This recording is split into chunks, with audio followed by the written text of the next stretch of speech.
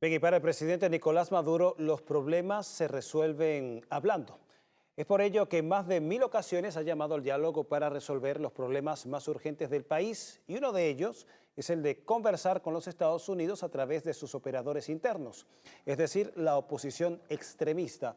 Esto para levantar las medidas coercitivas impuestas a Venezuela.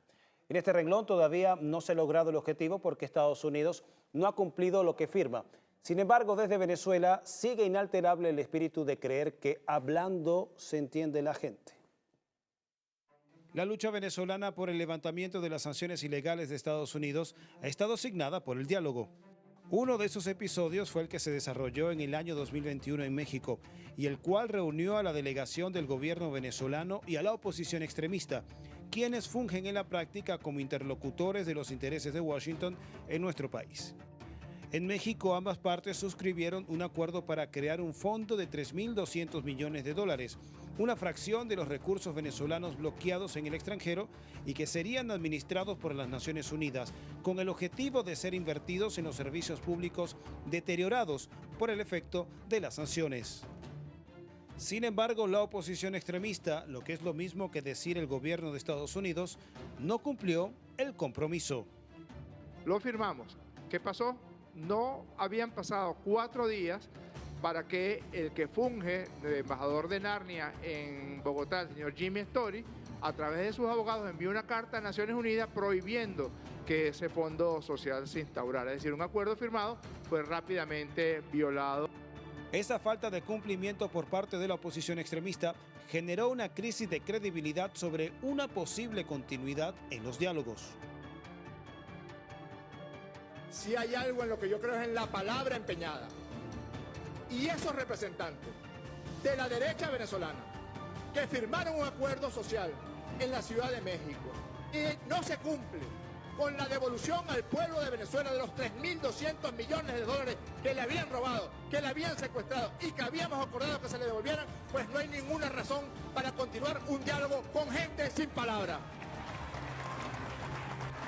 A pesar de esta falta de palabra por parte de la oposición extremista y de Estados Unidos para cumplir con el acuerdo social firmado en México, el gobierno de Venezuela siguió con la mano tendida.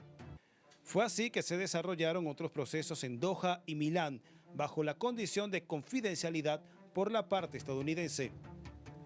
En cada uno de los casos, los temas abordados fueron de materia política, energía, migración y relaciones entre ambos países, así como el levantamiento de las sanciones. Pero, invariablemente el resultado fue el mismo. Washington siguió sin cumplir su parte a Venezuela. Usted y nosotros sabemos lo que se habló en Doha y en Milán. Usted y nosotros sabemos lo que se firmó en la ciudad de Doha. Y lo que se firmó es que a estas alturas los Estados Unidos de América debían haber levantado absolutamente todas las sanciones criminales que afectan la vida normal del pueblo de Venezuela. Eso es lo único que se acordó. Barbados 2023 es otro hito en el camino labrado por Venezuela para el levantamiento de las medidas unilaterales a través del diálogo con los Estados Unidos. El tema electoral y garantías políticas, siempre en el contexto de la Constitución venezolana, fue el marco de las conversaciones.